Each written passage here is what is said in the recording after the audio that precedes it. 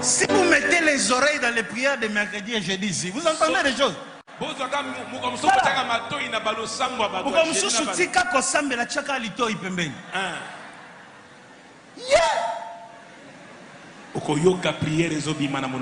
Zambe, mon Dieu, les mbas de ce monde, ils peuvent enlever cela. Mais si tu envoies seulement ton mbas, mon Dieu, le mbas du ciel, on ne joue pas avec. Mon Dieu, mon Dieu, si ce n'est pas le mbas,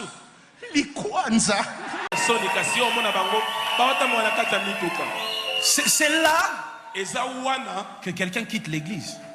Mais comment Dieu est incapable de me venger de mes ennemis? Si moi, ton pasteur, je suis un menteur, je te dirais que ça ne m'est jamais arrivé. Mais parce que je suis un homme sincère, je te dis à plusieurs reprises, j'ai prié. J'ai dit à Dieu, frappe-le. La meilleure chose que je peux t'offrir dans la vie. Parce que je sais qu'après cette prédication, tu peux encore essayer. Tu peux encore te relever.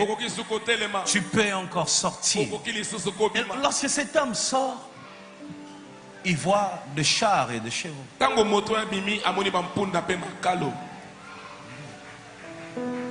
Il y a un détail.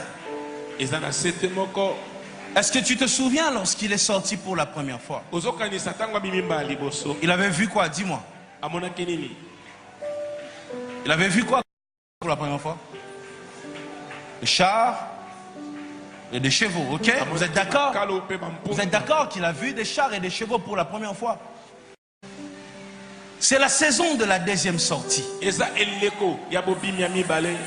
Nous sommes dans par rapport aux conséquences de ta première expérience. Je réponds encore, ne prends pas toujours des décisions. Au nom de Jésus-Christ, entre dans cette nouvelle saison. Il y en a qui disaient, lorsque j'aurai un travail, ça va changer. Ils ont trouvé le travail, ils continuent à ne pas être stables. Il y en a qui disaient, lorsque je vais me marier, ça va changer. Ils se sont mariés et ils continuent à être instables. Donc, pour dire la solution de la stabilité est dans l'esprit spirituel. Transforme-toi. Transforme-toi. Deviens spirituel. Tu t'attendais à ce que je te dise quoi? Transforme-toi, deviens riche. Non, transforme-toi, deviens spirituel. Vis une montagne.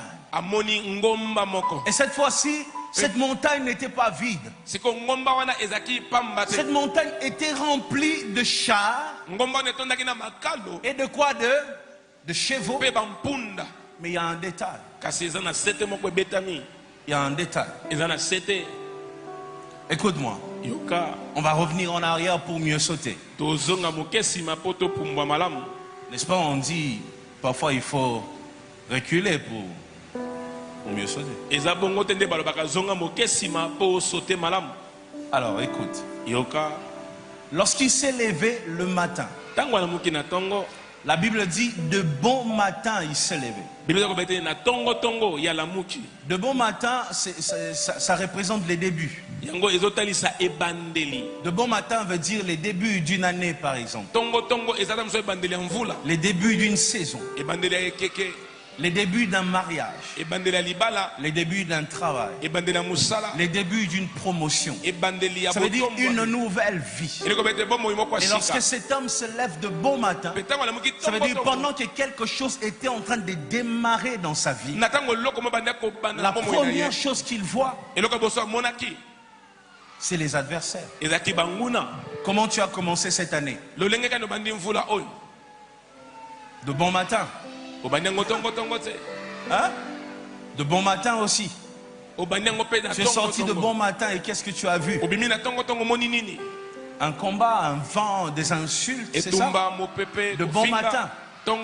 C'est ce qui s'est passé dans la vie de cet homme. Des bons matins symbolisent les débuts d'une année, d'une saison, même d'un ministère. Tu peux être au début d'un ministère comme moi, je me rappelle, j'ai démarré mon ministère dans le combat et dans le vin.